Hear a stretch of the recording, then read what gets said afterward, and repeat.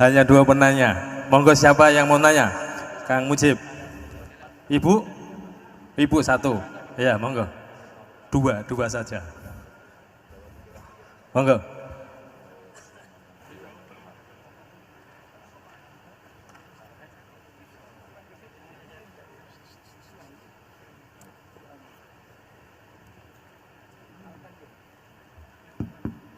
Assalamualaikum warahmatullahi wabarakatuh.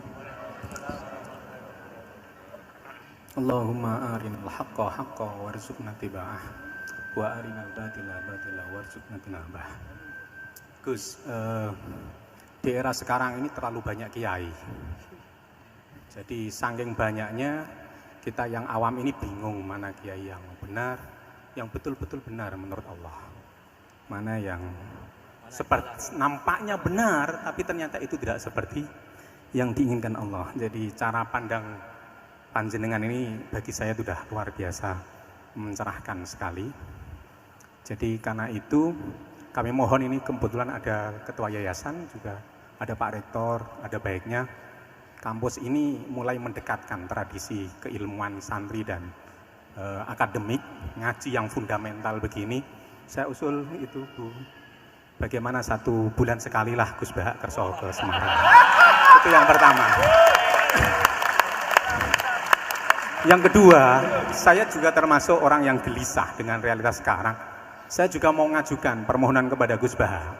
Permohonan yang paling ini, mbok jenengan nulis 1 buku, saya muslim, saya happy gitu loh. Ini kayaknya pas banget ini. Jadi ben ora ketok kok serius banget beragama, saiki iki abot banget gitu. Itu yang ketiga, ini penting sekali bagi kita orang-orang tua. Zaman saiki golek anak iso ngalim kok Gus Bahak angel.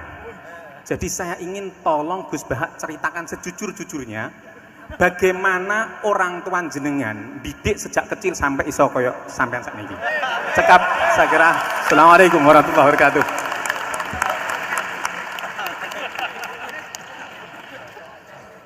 Yang kedua, monggo. Mohon dibantu mic.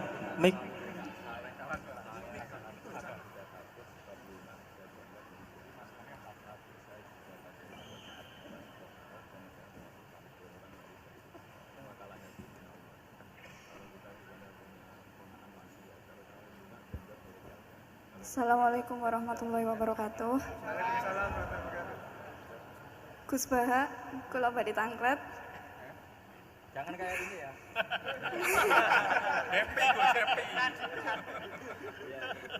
Untuk perempuan, hakikatnya menutup aurat niku pripun? Soalnya kula gedeh teman niku rata-rata santri tapi kok mboten menutup aurat secara sempurna. Nah, kula pengen ngertos ilmune niku sing jelas pripun. Sampun.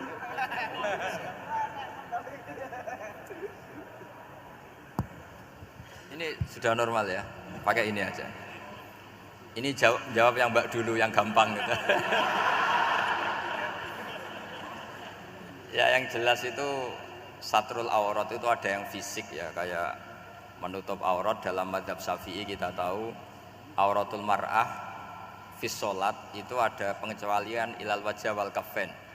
Tapi kalau kharijah sholat adalah jami'u badaniha dalam madzhab Syafi'i. Tapi dalam sebagian ulama mengatakan ilal wajah wal kaffain tetap termasuk istisna di luar sholat.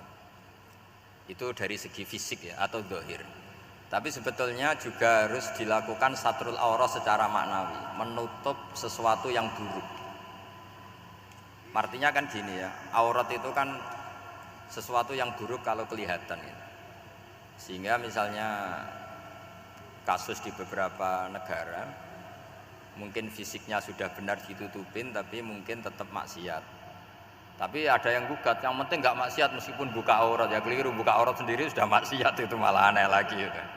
Tapi yang jelas filosofi hijab atau satrul aurat itu usahakan yang zahir maupun yang apa?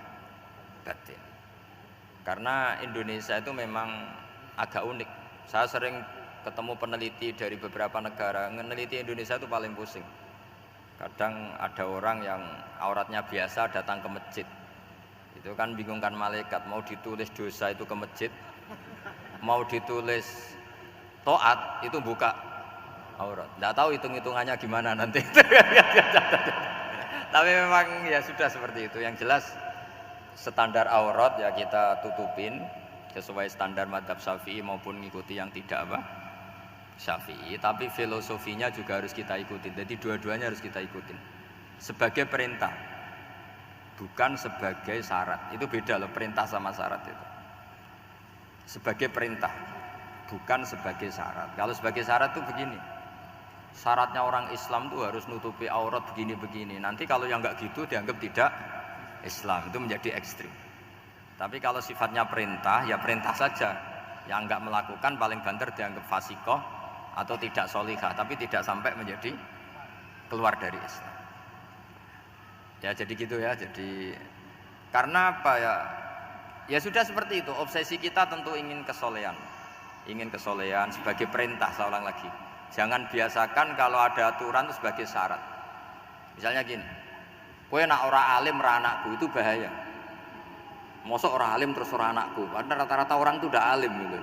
Nanti terputus dari bapaknya semua. Tapi hanya sifatnya perintah. Perintahnya seorang bapak ke kita supaya alim. Makanya ulama mengatakan perintahnya Allah. Perintah itu lebih rileks daripada disebut syarat. Karena syarat sekali nggak memenuhi menjadi ndak. Makanya Sayyid Muhammad kalau ngarang kitab sering wajibat itu lebih ringan ketimbang apa? Syarat. Jadi beda kalau dalam filosofi ilmu itu. Jadi gampang perintah. Tentu yang nggak melakukan perintah itu ya kurang baik, tapi tidak sampai keluar dari apa? Islam. Karena perilaku kesolehan itu perintah, bukan syarat. Sehingga Nabi nanti ngendikan beberapa yang masyhur itu kan, syafaati li ahlil kabair min mati. Meskipun umatnya yang nggak benar ya tetap diaku sebagai umat.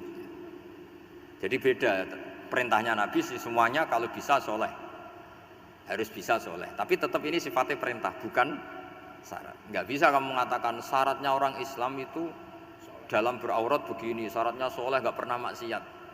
Memangnya Nabi nggak pernah maksiat. Ya saya kira demikian ya, cukup ya. Lah kalau ini resikonya dia seneng saya, makanya bagus dia tidak seneng saya, jadi enggak. Jadi ini kalau seneng saya malah ngatur-ngatur gini. Ya. Terus soal ngaji di sini tiap bulan itu jelas tidak satu rutin, karena kalau sampean sopan di mana-mana ngaji itu datang ke kiainya.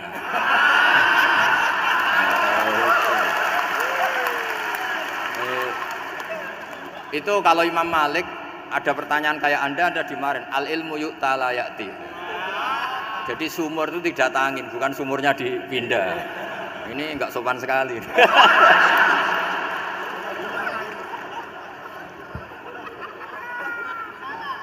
Terus menyangkut orang tua, kenapa saya alim? Itu juga enggak boleh dijawab. Rata-rata orang itu udah alim, masa orang tua seluruh Indonesia salah? Itu ada hikmahnya sendiri. Saya kali-kali ngaji, bodoh itu barokahnya banyak. Coba barokahnya orang bodoh, akhirnya nempat di pedalaman Kalimantan, Sulawesi, akhirnya bikin masjid di situ bikin. Kalau dia alim mungkin jadi ketua MUI di Jakarta, nggak akan punya desa binaan. Jadi Allah mendesain ini sudah sempurna, sudah tidak usah protes, sudah begitu aja. Coba ada orang alim alamah, kira-kira itu kan nggak akan di pedalaman Kalimantan, Sulawesi. Barokahnya santri rodok bodoh itu akhirnya kerja di dalam hutan, kerja di kampung-kampung, akhirnya agama ada di mana? Kalau pinter semua, di Unisula semua jadi rektor nanti.